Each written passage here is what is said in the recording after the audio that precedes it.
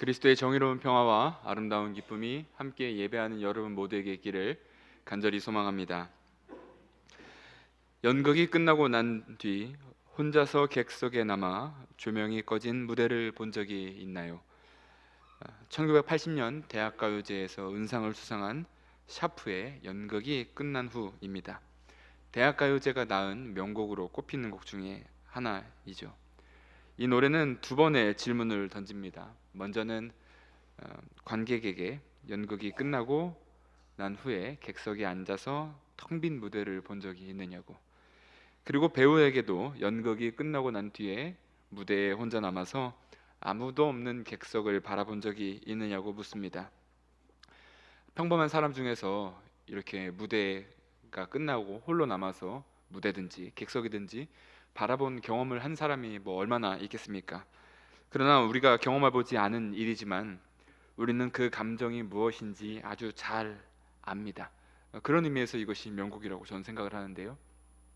화려한 조명, 아름다운 음악, 힘찬 박수와 뜨거운 찬사 뒤에 오는 정적과 고독. 화려한 무대일수록 무대 이후의 어둠과 정적은 더욱 무겁게 다가온다는 것을 우리는 알고 있습니다. 더 나아가 텅 빈 무대나 아무도 없는 객석보다 더 고요하고 더 적막한 일상으로 돌아가는 쓸쓸함이 우리는 무엇인지 아주 잘 알고 있습니다.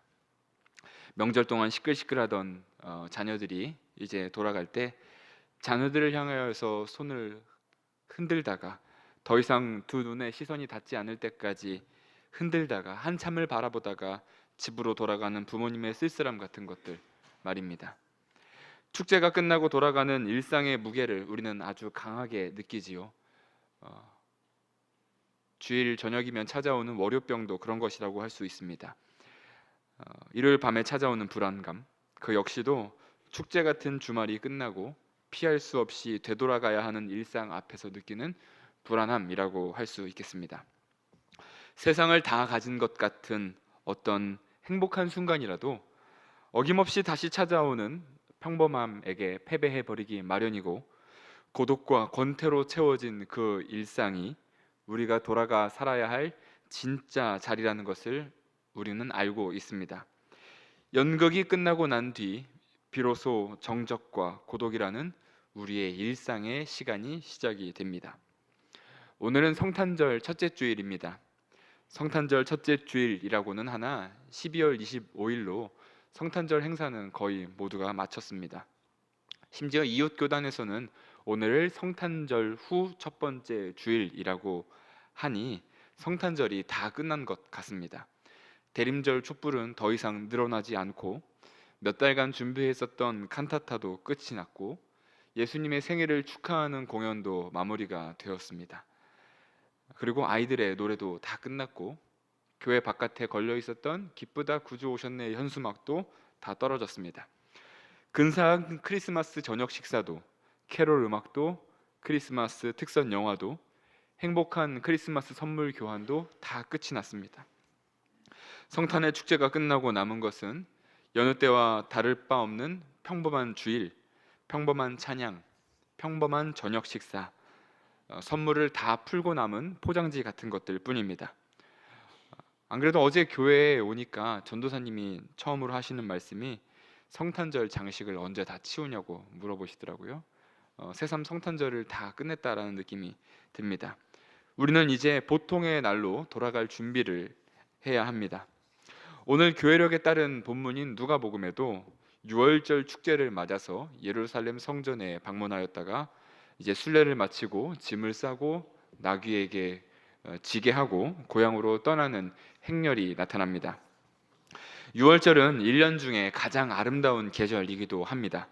겨울 동안 내린 비로 인하여서 산과 들에 노급이 올라오고 또 여기저기 핀 꽃이 세상을 화사하게 수놓습니다. 성전에 오르는 기쁜 얼굴과 감격스러운 발걸음들, 여관이며 집집마다 순례객들로 꽉 차서 소란한 그 축제의 시간들, 그리고 곳곳엔 순례객들이 쳐놓은 텐트 때문에 발 디딜 틈 없는 그야말로 축제 그 자체였습니다. 화려했던 축제를 뒤로하고 예수님의 가족들도 그 무리 속에서 본연의 삶으로 돌아가는 중이었습니다. 하룻길을 걸었습니다. 예수님의 부모님들은 예수님이 보이지 않자 친지들 사이에 어딘가에 있겠지, 잘 따라오고 있겠거니 하면서 대수롭지 않게 생각했습니다. 그러나 아들이, 예수님이 그 가운데 없습니다. 어디서부터 잃어버린 걸까? 간담이 서늘해져 서둘러 돌아가 아들을 찾습니다. 3일을 헤매다 겨우겨우 아들을 찾습니다. 그러나 그 아들 예수님은 아주 태연하게 있었습니다. 순례자들이 떠나고 남은 성전에서 랍비들과 동등하게 앉아 말씀을 놓고 토론하고 있었고, 사람들은 그것을 보면서 감탄하고 있었습니다. 놀란 마리아는 예수님께 아이야, 어찌하여 우리에게 이렇게 하였느냐? 내 아버지와 내가 근심하여 너를 찾았다 라고 합니다. 놀란 가슴에 사흘 동안 타들어갔던 마음과 안도감이 뒤엉켜 분출되어서 아마 다그치며 물었을 것입니다. 성경이니까 이렇게 진중하게 표현이 되어 있지, 조금만 상상력을 동원해 보더라도 아이고 이 녀석아, 이러면 어떡해? 내가 너를 찾느라 얼마나 고생했는 줄 알아? 너 말도 없이 어디 갔어? 아마 이렇게 울먹이며 그의 어머니 다그쳤을 것입니다. 그러나 12살의 예수님의 대답 아주 가관입니다. 어찌하여 나를 찾으셨나이까? 내가 내 아버지 집에 있어야 될 줄을 알지 못하셨나이까? 라고 대답합니다. 어머니한테 등짝 두드려 맞기 딱 좋은 말입니다. 많은 사람들이 이 모습을 보면서 역시 예수님은 어렸을 때부터 비범한 모습을 보였다라고 보면서 예수님의 성숙함, 조숙함, 혹은 메시아로서의 정체성, 그런 것들에 주목합니다.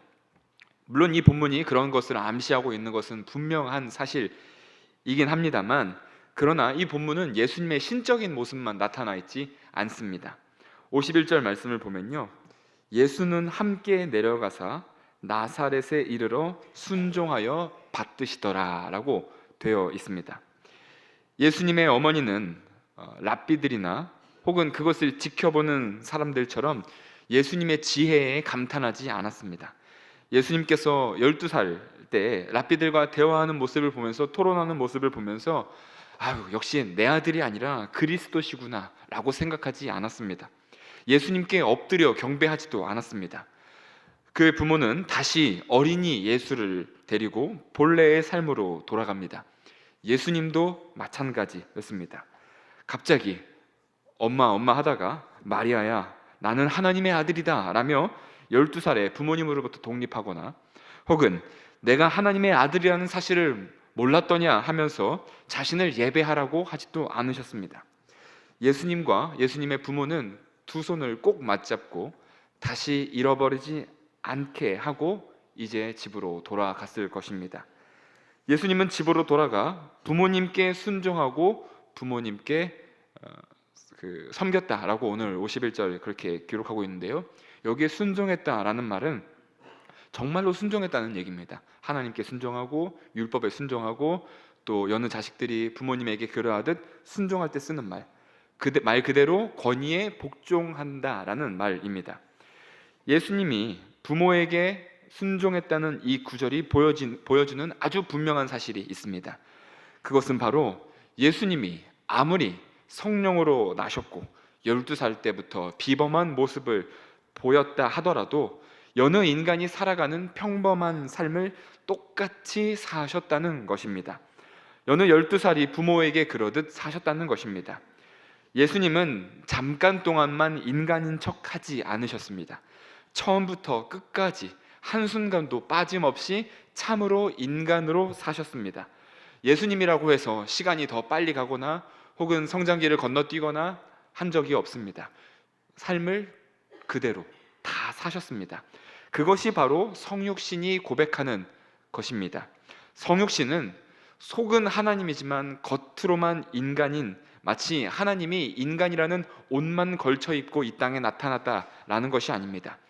하루 한시도 거르지 않고 하나님께서 인간으로 사셨다는 것입니다. 우리들의 평범한 삶과 평범한 시간을 그분도 똑같이 사셨다는 것입니다. 그리고 아무것도 특별할 것 없는 그 평범한 삶 속에서 거룩함을 피워내셨던 것입니다. 저희 아버지는요, 목사님은 아니신데 저에게 주신 목회적 조언이 있습니다. 하나는 제가 전도사 사역을 처음 시작할 때 저희 아버지께서 저에게 해주셨던 말씀인데, 제가 설교 때 자주 이야기한 바가 있어서 기억하시는 분도 있으리라고 생각합니다. 저희 아버지께서 저에게 이렇게 말씀하셨습니다. 광희야, 너가 전도사라고 해서 설교할 때 혹은 어디 가서 감히 인생에 대해서 아는 척 이야기하지 말라, 이렇게 이야기한 적이 있으셨습니다. 네가 인생에 대해서 뭐 알면 뭘 얼마나 안다고 라고 말입니다. 참 값지다고 생각을 하고 있고 또 지키려고 노력을 하고 있습니다. 그런데 언제쯤 인생 얘기를 해도 되는지 여쭤보고 싶은 마음도 덩달아 있긴 한데요.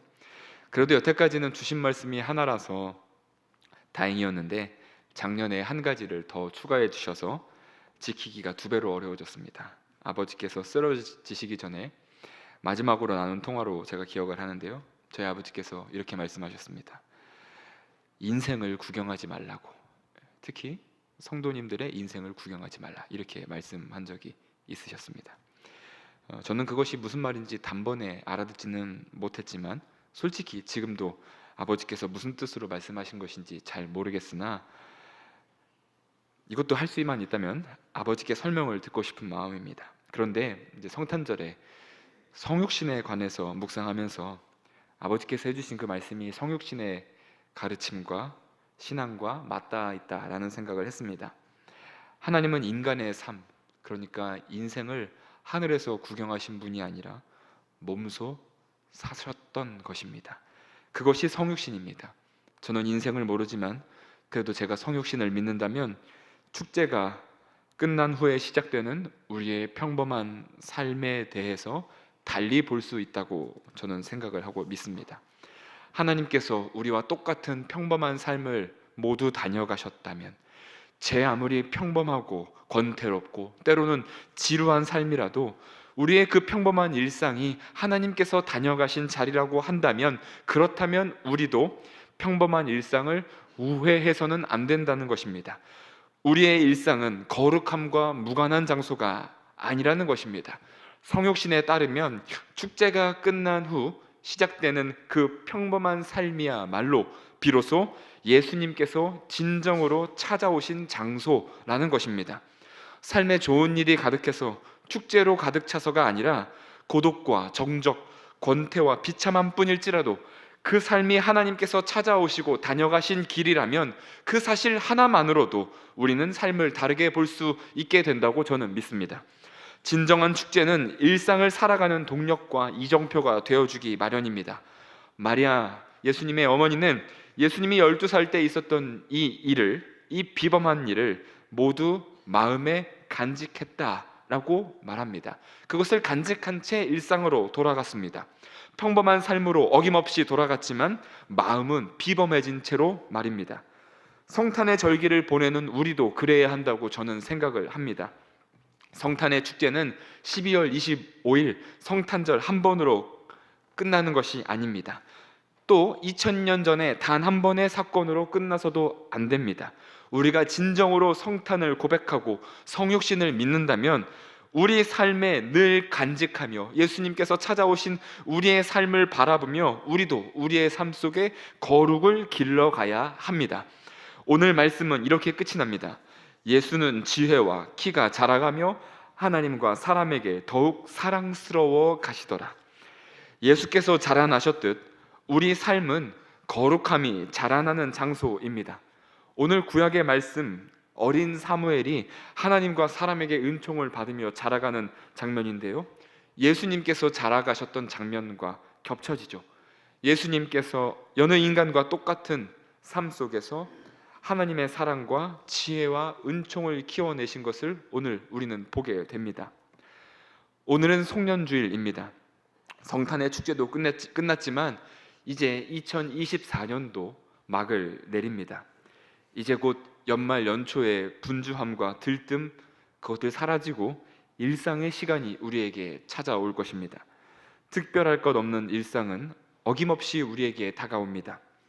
그러나 주님이 그 평범한 삶을 사셨다는 것을 우리가 믿는다면, 우리와 똑같은 시간을 걸어가셨다는 것을 믿는다면 우리는 일상과 고독과 권태에 맞서서 거룩함을 기르며 살아갈 수 있습니다.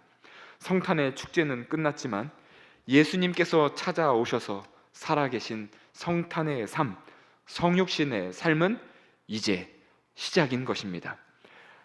아까도 인사를 드렸습니다만 오늘은 저와 이신혜 목사님이 광주 한빛교회에서 사역을 가름하는 날이기도 합니다. 평범한 나날들이었지만 마무리하며 돌아보니 그야말로 축제의 시간이었습니다. 짧지만 축제와 같은 시간을 허락하신 하나님께 감사드리고 또 함께 축제에 참여해 주셨던 교우분들께도 감사드립니다. 한빛의 축제를 뒤로하지만 한빛교회에서 있었던 일을 저도 마음에 모두 간직하며 제 삶 속에서 거룩을 길러내겠습니다. 여러분들도 사랑과 은총 속에 거하시길 바랍니다. 그리고 서로가 발견해내고 길러낸 그 거룩함을 축하할 수 있는 날이 또 오기를 간절히 바랍니다. 그동안 부족했던 사랑에 죄송하고 주신 사랑에 감사드립니다. 사랑합니다. 기도하겠습니다.